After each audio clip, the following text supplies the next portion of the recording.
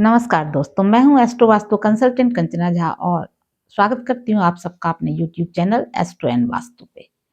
अभी तक मैंने मेष राशि से लेकर वृश्चिक राशि तक का प्रेडिक्शन दिया है।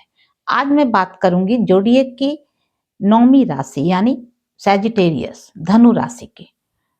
धनु राशि का विस्तार 240 से 270 डिग्री तक होता है और इस राशि की आकृति आधी अश्व की है, आधी मानव की। यानी पीछे का हिस्सा अश्व का है, आगे का हिस्सा मानव का है और वो तीर कमान लेकर बिल्कुल अपने लक्ष्य पर दृष्टि लगाए हुए है।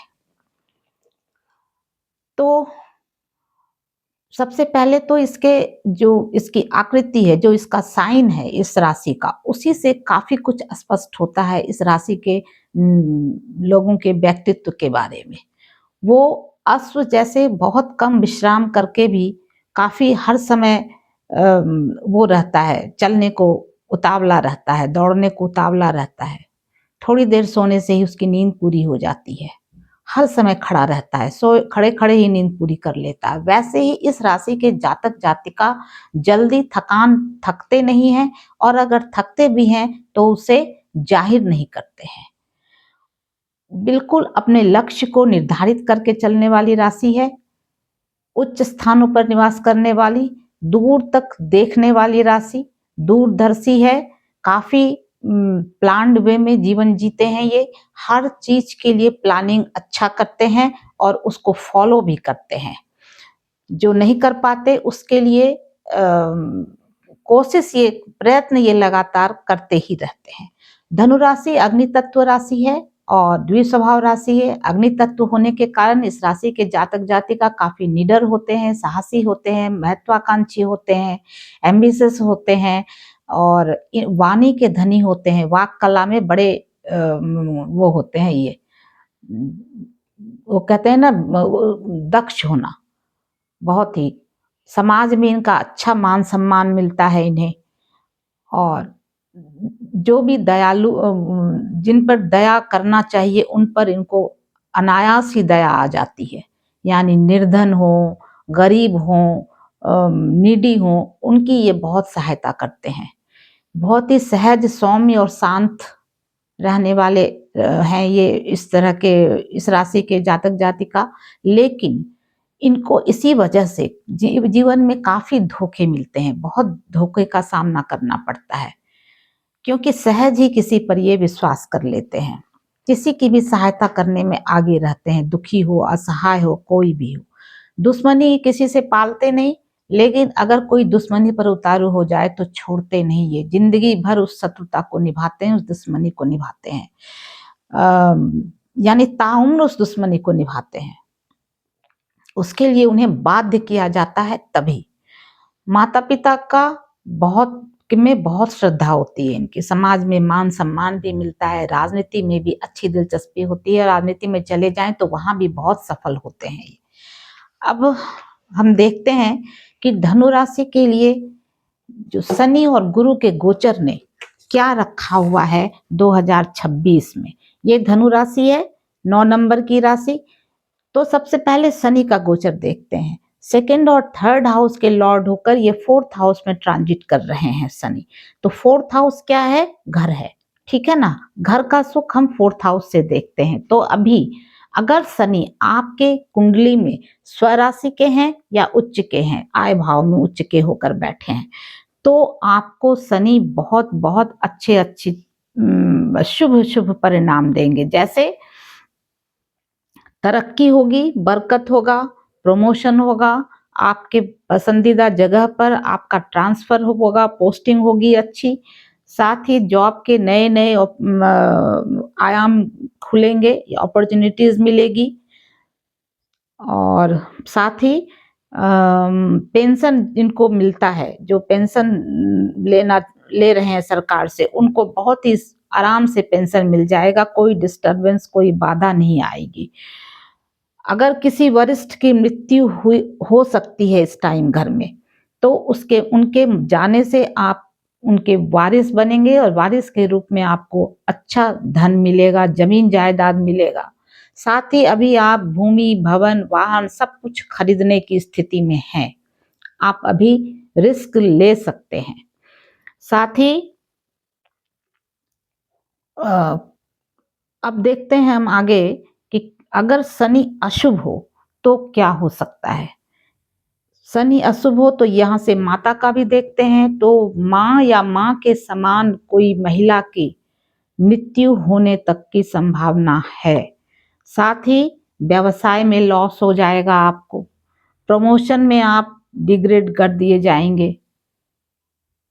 साथ ही अगर पहले से आपकी पूर्व अर्जित जायदाद है तो उसको बहुत ध्यान से आप बचा कर रखिए, क्योंकि उसके वो भी चला जाएगा। साथ ही आप कई स्थानों पर आपको घूमना फिर दौड़ दौड़ लगाना पड़ सकता है, और वो दौड़ जो जाएंगे आएंगे सब बेकार होगा। वृथा मेहनत जो कहते हैं, वृथा परिश्रम करना, वही हो जाएगा। घर के अंदर ही आपके विरुद्ध कोई षड्यंत्र रचेगा और आपको इसका खबर तक नहीं होगा। पैतृक संपत्ति को लेकर भाइयों के बीच बहुत भयंकर विवाद होगा अगर शनि अशुभ है तो। अब चलते हैं गुरु क्या दे रहा है आपको। गुरु अभी आपके 7th हाउस में गोचर कर रहे हैं, जबकि वो 1st और 4th हाउस के स्वामी होकर आपके 7th हाउस से गोचर कर रहे हैं। तो अभी आपका गुरु जो है, गुरु की दृष्टि आपके इनकम हाउस पर है, तो सोर्सेज ऑफ इनकम बढ़ेंगे।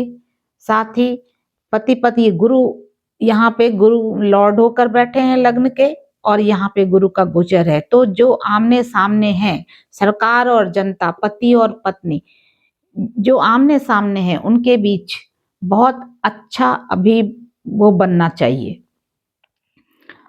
किसी भी वजह से दोनों में नजदीकियां आएगी, जिस वजह से हो, वो चाहे खराब मसला हो या अच्छा मसला हो, लेकिन नजदीकियां आएंगी। रूम पार्टनर हो, लाइफ पार्टनर हो, बिजनेस पार्टनर हो, किसी भी तरह के पार्टनर हो, उनके साथ अभी आपकी अच्छी बनेगी। बहुत हर काम में लाभ होगा, हर व्यवसाय में, जो भी जिस चीज का भी आप व्यवसाय करते हैं वो काफी ग्रो करेगा और ऑल टाइम हाई पर रहेगा अभी आपका इनकम। घर में आपके विवाह आदि के काम संभव, कोई मंगल कार्य संपन्न हो सकता है। साथ ही जो अविवाहित है उनके विवाह के योग बन रहे हैं। अदालती मामलों में आपको अच्छा समझौता करने से, बाहर समझौता करने से आपको लाभ ही मिलेगा, लाभ में रहेंगे आप। अब देखते हैं, अगर गुरु जब 3 जून 2026 को गुरु अपनी कर्क राशि यानी उच्च राशि में आपके अष्टम भाव में चले जाएंगे, तो अष्टम भाव से किसी भी ग्रह का गोचर अच्छा फल नहीं देता है, चाहे वो उच्च के हो, नीच के हो, या कोई भी ग्रह हो, शुभ ग्रह हो, अशुभ ग्रह हो, सभी इस हाउस में आपको अच्छा फल नहीं देंगे। तो जुपिटर भी उच्च के होते हुए भी, आपके लग्नेश होते हुए भी आपको उतना अच्छा फल देने में यहाँ वो कहते हैं ना, निर्बल दिखाई दे रहे हैं। जैसे अगर द्विभार्या योग है आपकी कुंडली में, तो पत्नी की मृत्यु का योग बन रहा है। किसी ने अगर आपके पास कोई धरोहर रखा है गुप्त रूप से, वो धरोहर आपको मिल जाएगी, और धरोहर रखने वाला शायद इस दुनिया में ना रहे, लेकिन वो धरोहर आपको मिल जाएगी। और साथ ही किसी ने अगर आपके पास कोई, आपने किसी से अगर किसी से कर्ज वर्ज लिया है, तो उसमें फिर आपको मुश्किल आएगी। रहस्य वाला ज्ञान जैसे ज्योतिष हो गए, ऑकल्ट साइंस हो गया, हीलिंग साइंस हो गया, इस सब पर आप तंत्र मंत्र के विद्या पर को सीखने में आपकी अभी बहुत ज्यादा इंटरेस्ट आपका आएगा। साथ ही अगर गुरु लेने पर उतारू हो जाए तो बहुत बहुत कष्ट दे सकते हैं, दुख दे सकते हैं इस टाइम पे। यहाँ तक कि छोटी मोटी चीजों के लिए तरस जाएंगे, खाने के लाले पड़ जाएंगे, ये हालत अभी हो सकता है। गुरु अगर आपके कुंडली में अशुभ अवस्था में है, अशुभ युति में है, तो अगर शुभ अवस्था में है तो सब कुछ शुभ शुभ ही रहेगा, क्योंकि लेकिन जब अष्टम हाउस से गोचर करेंगे तो कुछ ना कुछ बड़ा वो कहते हैं ना, अविश्वसनीय चीज आपके जीवन में होगी। अब बात करते हैं एक छोटी सी कहानी की। एक पौराणिक कथा है। एक थे राजा नहुस, बहुत ही प्रतापी और महान राजा थे। इंद्र को, स्वर्ग के जो अधिपति थे, स्वर्ग के राजा इंद्र को ब्रह्म हत्या का वो लग गया था, पाप लग गया था। इस कारण वो वन में तपस्या करने चले गए थे। इसी मध्य नहुस ने धरती से लेकर स्वर्ग तक अपना राज्य स्थापित कर लिया। और फिर इतना कुछ पा लेने के बाद उसमें अहंकार आ गया। आएगा ही, हम मनुष्य में तो छोटी छोटी चीजों में अहंकार आता है।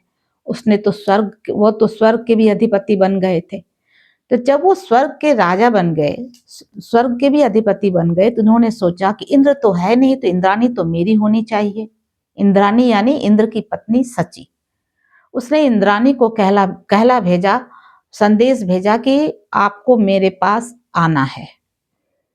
तो इंद्राणी ने कहा ठीक है, मैं आऊंगी, लेकिन आप स्वयं आकर मुझे लेकर जाएंगे तब जाऊंगी मैं।